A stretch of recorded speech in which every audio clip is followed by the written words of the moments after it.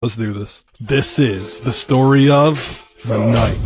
Taros Kovacs didn't remember much about his childhood, but what he did remember he would chase his entire life. He remembered his village being attacked and his mother forcing him to swallow a thick, black, fluid like medicine. Whatever it was, it made him pass out. Taros awoke in a mass grave. His village had been decimated. He pushed and pulled his way to the top of the bloody mass, and when he reached the top, he heard a particular high-pitched whine, and he knew he was in the sense of the moment. Taros was pulled from the carnage by a group of men who carried him off in a horse-drawn buggy. The men informed him he was on his way to Italy. From that day on, Taros belonged to the Guardia Campania. That rings a bell. Taros learned the ins and outs of being a strong mercenary. He was made for the lifestyle, and his exceptional skills attracted a small following. 3 of these followers pledged their undying allegiance as they believed his courage brought them luck in battle and would help them obtain their freedom. They came to be known as his Faithful Three. The Faithful Three consisted of Alejandro Santiago, who apprenticed with the armorer; Durko Smalesic, who showed an aptitude for stealth and silent kills; Sander Ralt matched Taros in size and strength. He was very fond of massive battle axes. Taros and the Faithful Three would go on to carry out many campaigns with the Guardia Campania, chilling and killing, but it never brought him closer to what he experienced in his village. Taros' dedication eventually enough gold to liberate his followers. Taros found employment as a mercenary for a very wealthy Italian lord. This lord was the thirst trap of Portoscuro, Vittorio Toscano.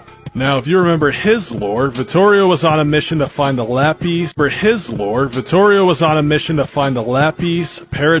a magical stone that would open a gateway into a perfect world beyond good and evil. The dynamic duo's expedition eventually led them to the catacombs in the Portuguese city of Sintra. However, the citizens held the catacombs sacred, which meant Taros would have to kill all the villagers guarding the entrance to get in and get the stone. Vittorio was vehemently against this as he is a saint. Taros obviously doesn't like taking orders and lived for violence, so he came up with a plan of camp. Taros proceeded to slaughter the entire village in the darkness until he had the stone in his hand. But the stone was useless without Vittorio's knowledge, so Taros marched his way back to Portoscuro and imprisoned Vittorio in his own dungeon, demanding to know how the damn thing worked. Vittorio killed everyone, finally freeing his Faithful Three. But word had gotten out to neighboring provinces that Taros was the literal embodiment of evil, and they were coming to purge evil from this world.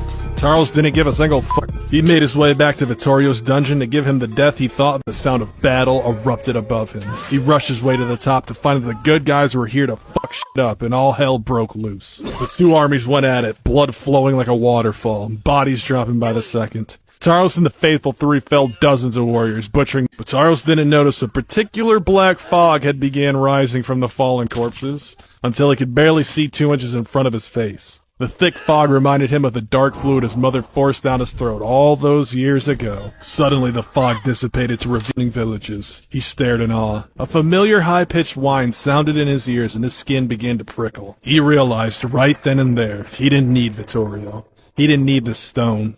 He had found his paradise. He had found the sublime.